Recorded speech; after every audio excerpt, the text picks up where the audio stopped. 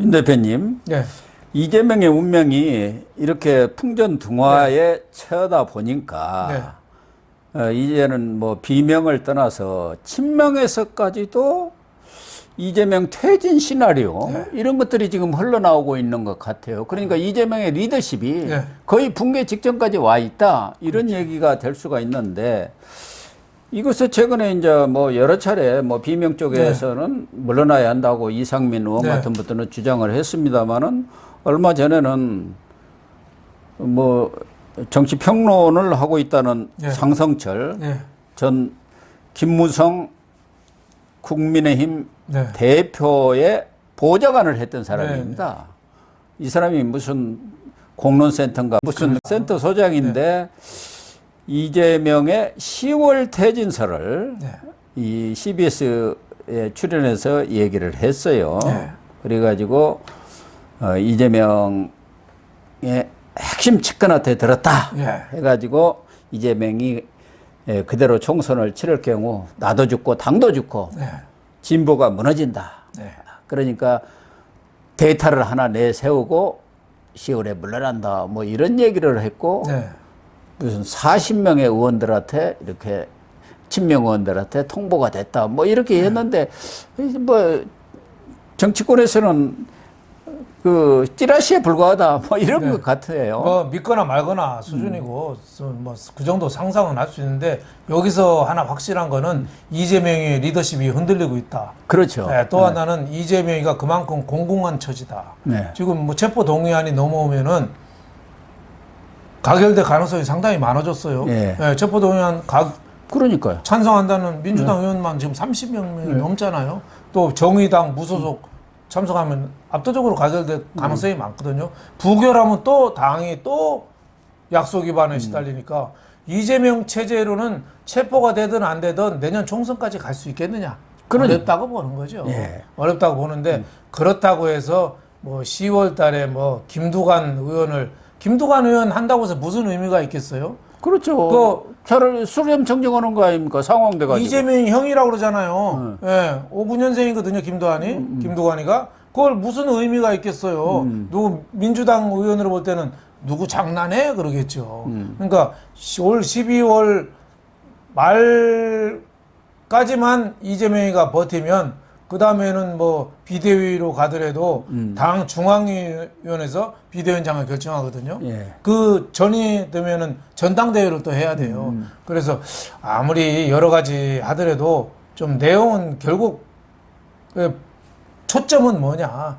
이재명 갖고는 안 된다는 거는 친명이나 비명이나 어느 정도 공감대가 있는데, 비대위 체제나 갈 때 친명 비대위원장으로 가느냐, 아니면 좀 명망 있고 공정하고 좀 핵심을 좀 처리할 수 있는 이런 사람 비대위원장을 역임하느냐, 하느냐, 여기에 대한 논란이 벌써 시작이 되고 있다. 저는 이렇게 보고 있습니다. 그렇죠. 이재명의 리더십이 흔들리니까 친명이든 비명이든 속으로는 다 국회의원들이 뭐랄까 나름대로 어떻게 될까 앞으로 시나리오를 다 구상을 하고, 또 비명이라든가 이런 친문 핵심들은 이재명이 날아갈 경우에 대비해서 누구를 세울 건가, 이낙연이냐 아니면 전해철이냐 뭐 이런 구상들을 안 할 수가 없잖아요. 그냥 뭐 핵심이 아니라도 의원들 입장에서도 여러 가지 상상들을 할 거 아니겠습니까? 당연하죠. 내년 4월 총선이 있는데 누구 얼굴로 하느냐, 이거 얼마나 중요해요. 그리고 누구한테 줄을 서야 내가 공천을 받을까? 그럴 거 아니겠습니까? 이재명은 지금 범죄 혐의만 뭐 어마어마하잖아요. 그래서 9, 10월 대란설이 계속 나오고 있는 거예요. 뭐 10월까지 갈 것도 없고, 이재명이가 8월에 검찰에서 뭐 8월 말이든 9월 초든 이 체포 동의안을 내서 구속이 되면은 그걸로 끝나는 거 아닙니까? 거기다가 지금 이번에 뭐 탈당을 했습니다만 윤관석, 이성만이 영장실질심사에서 구속이 된다든가, 그리고 이제 20명 의원들 줄줄이 또 들어가지 않습니까? 거기다 김남국이도 8월 임시국회에서 잘리고, 그렇게 되면은 이게 대란이 가만히 있어도 나게 생겼어요. 대란이 가만히 있을 수가 없는 거죠. 그러니까 당이 요동을 치는 건데, 뭐 꼭 10월설이라는 말은 저는 뭐 별로 근거는 없지만은 민주당이 그만큼 경청 동지할 일이 지금 시작이 됐다고 요동을 봐야 치고 있다. 요동을 그런 치는데 얘기예요. 그 키가 검찰의 체포 동의안 처리 요구 이게 이제 키가 시작이 발단이 되는 거죠. 그래서 정청래가 또 이 얘기가 있은 다음 날 초겨울 주의보를 발령하겠습니다 하고 나서서 초겨울 주의보가 네. 이제 12월 말 아닙니까? 그렇죠. 그걸 겨냥해 가지고 이 정청래는 이재명의 호위무사고 나름대로 친명의 핵심이다 이런 사람 아닙니까? 그렇죠. 그래갖고 또 방송에서 얘기하면서 만약에 뭐 이재명 대표가 8월 말 그 무렵에 이제 이 8개월 예. 전이면은 중앙회에서 선출을 하고 네. 그러 안 하면 이제 전당대회를 그렇죠. 해야 하지 않습니까? 만약에 전당대회가 열리면 내가 대표된다는 그런 말도 있습니다. 예. 그렇게 또 쑥 자기를 거기다 또 자기 끼어넣더라고. 숟가락을 올리는 거죠. 지금 그 장성철 그 평론가가 얘기한 게 이제 이재명 물러서고 김두관이 시켜준다는 거 아니에요? 네. 근데 김두관이가 바로 할 수는 없잖아요. 전당대회를 거쳐야 되잖아요. 네. 근데 전당대회를 하게 되면은 정청래 내가 나가면 내가 될 거다 이 얘기죠. 수석 최고위원이고. 수석 최고위원이고. 김두관보다도 내가 더 인기가 있지 않냐. 그렇죠. 그거 아닙니까? 개딸들 지지율도 높으니까 내가 될 거다. 뭐 이런 얘기인데 제가 보기에는 그거는 혼자서 찬물 들이키는 거죠. 예. 그래도 이런데 정치꾼이니까 그렇죠. 딱 나 대표감이야. 그렇죠. 나쁜이 대안이 없잖아. 뭐 이런 걸 싹 흘리는 거예요.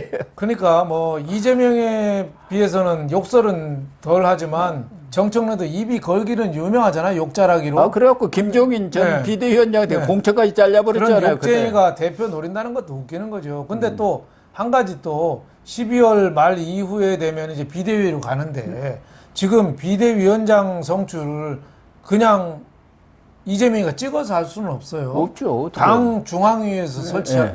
선출하거든요. 근데 지금 당 중앙위원회는 친명 이재명 세력이 좀 약해요. 비명이 더 세죠. 그렇죠. 옛날 그렇죠. 그 골수 당원들이 그렇죠. 옛날 다 걸리다고 말고. 옛날 당 어른들이 많거든요. 예. 그러니까 이 친명, 친 이재명 얘들을 인간으로도 안 봐요. 그렇죠. 그러니까 정청래가 되기는 쉽지 않다, 어렵다, 불가능하다 이렇게 볼 수 있겠죠. 그러니까 이재명의 딜레마가 그거죠. 뭐 이대로 버틸 수도 없고 감옥 가서 어떻게 유지 아바타 세우기도 어렵고 또 비대위로 가서 위원장을 자기 측근으로 하려고 그러잖아요. 당 중앙위원회가 또 있고 여러 가지가 사면초가죠. 그러니까 본인이 회개하고 사람 되고 모든 걸 던지려면은 저는 방법이 나와요.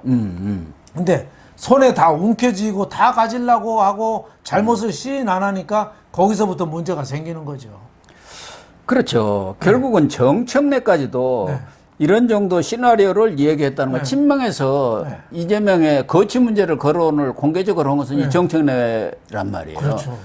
그만큼 친명 쪽에서도 위기의식을 느끼고 있는 것 그렇죠. 아니겠습니까? 그렇죠. 뭔가 우리도 시나리오를 만들어야 한다. 만약이라는 게 있지 않느냐. 그런 생각이고. 그럼요. 그러다 보니까 그 민주당 뭐 국민응답세탄가 네. 뭐 이런 데도 있는데 거기에 이재명으로 총선을 치른다는 그런 결의문을 채택하자는 그런 청원글이 올라가고 거기다도 또 이제 개딸들이 들어가서 얼쏘 하고 있다는 거 아닙니까? 정신없는 사람들이죠. 개딸들도 야 이거 이재명이 흔들리는 것 같아. 그러니까 우리가 그냥 철저하게 이게 방어를 쳐야겠다. 방어막을 뭐 그런. 이재명 얼굴로 총선 치르면은 아마 호남에서도 민주당 망할 겁니다.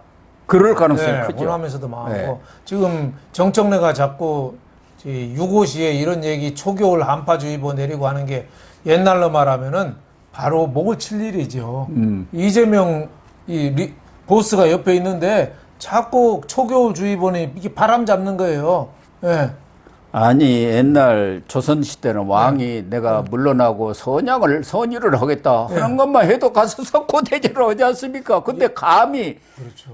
왕이 있는데 당신 좀 물러날 경우에 대비해서 나도 왕이 될 수도 있을 거 이런 얘기를 뭐 그날로 그냥 목을 치는 거죠. 조선시대 때 선의 갖고 논란이 일으켜서 재미 본 게 선조였어요. 선지였죠. 아마 18번인가 그랬을 거예요. 예. 그때마다 광해군 세자는 가만히 깔고 한겨울에도 그 무릎 꿇고 밥도 굶고 엎드렸어요. 그래서 광해군이 골병이 들은 거예요. 석고대죄하다가. 그러니까 이재명으로 볼 때는 정청래 좀 괘씸하죠. 그러니까 감히 신하가 그렇죠. 역모를 역심을 그렇죠. 갖고 있다 이렇게 볼 그렇죠. 수밖에 없잖아요. 감옥 갈 걸 대비해서 뭐 이런 얘기들을 자꾸 하잖아요. 어. 초겨울 주의본 이런 거. 진짜 이재명이는 정청래 목을 치고 싶을 겁니다. 그만큼 민주당은 이제는 자중질환 완전히 이게 멸문에 이르렀다 이렇게 볼 수 있겠고 그 가장 원인의 제공자자 발단은 이재명의 자기의 범죄고 자기의 죄까지요. 예. 네.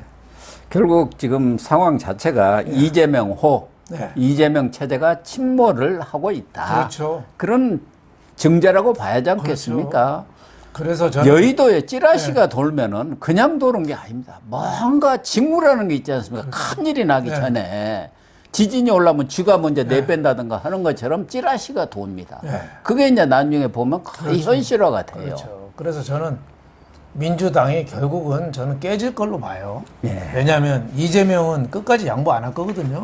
이재명은 그 인도에 원숭이 사냥할 때 조만한 구멍 나무에다 구멍 뚫어놓고 거기다 먹이 넣는데요. 예. 그 손 집어넣고 잡는데 원숭이가 사냥꾼이 와도 도망가지 않는데요. 손을 피면 되는데 예? 끝까지 쥐고 있다는 거예요. 이재명이 그런 거거든요. 관상학자도 그러잖아요. 관상가가 시라소니 혼자서 다니면서 챙기는 거 시라소니 관상이라잖아요. 네. 이낙연은 저 캥거루 예?